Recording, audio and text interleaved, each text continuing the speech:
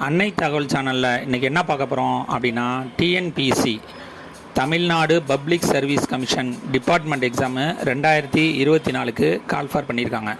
இதுக்கு குவாலிஃபிகேஷன் யார் விண்ணப்பிக்கலாம் அப்படின்னா கவர்மெண்ட் சர்வீஸ் எம்ப்ளாயீஸ் மட்டும்தான் இதுக்கு விண்ணப்பிக்க முடியும்.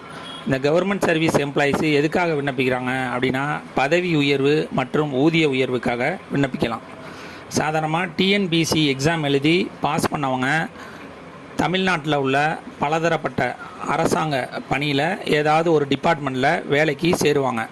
அவங்க வேலைக்கு சேர்ந்ததுலேருந்து மினிமம் 2 இயர்ஸ் மேக்ஸிமம் 5 இயர்ஸ் உள்ளர அந்த டிபார்ட்மெண்ட்டில் பற்றிய செய்திகள் தெரிஞ்சுக்கணும் அப்படிங்கிறதுக்காக வருடத்துக்கு 2 முறை இந்த டிபார்ட்மெண்ட் எக்ஸாமு அப்படிங்கிறது வைப்பாங்க. இந்த டிபார்ட்மெண்ட் எக்ஸாமை 2 வருஷத்துலேருந்து 5 வருஷத்துக்குள்ளே எழுதி பாஸ் பண்ணாங்க அப்படின்னா அவங்க பதவி உயர்வு மற்றும் ஊதிய உயர்வுக்கு எலிஜிபிள் கேண்டிடேட்டாக ஆவாங்க. யாராவது ரிட்டையர் ஆகி அந்த பதவி ஃப்ரீயாக இருந்துச்சு அப்படின்னா அதுக்கு இவங்க பதவி உயர்வு பெறுவாங்க. இன்கேஸ் அவங்க 2 வருஷத்துலேருந்து 5 வருஷத்துக்குள்ளே அந்த டிபார்ட்மெண்ட் எக்ஸாமு எழுத முடியல, இல்லை எழுதி தேர்வு ஆக முடியலை அப்படின்னா வேறு ஒரு துறைக்கு மாற்றுறதுக்காகவும் வாய்ப்பு இருக்குது.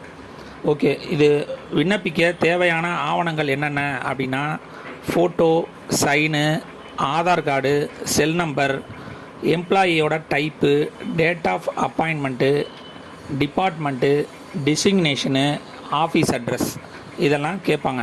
விண்ணப்பிக்க வரவங்க நீங்கள் எந்த டிபார்ட்மெண்ட்டில் எக்ஸாம் எழுத வரீங்களோ அந்த டிபார்ட்மெண்ட் எக்ஸாமுக்குன்னு ஒரு கோடு ஒன்று கொடுத்துருப்பாங்க. அந்த கோடை குறிச்சிக்கிட்டு வந்து விண்ணப்பிக்கிறது நல்லது. விண்ணப்பிக்க கடைசி நாள் 25/5/2024. டிஸ்கிரிப்ஷனில் விண்ணப்பம் லிங்க்கு கொடுத்துருக்கேன்.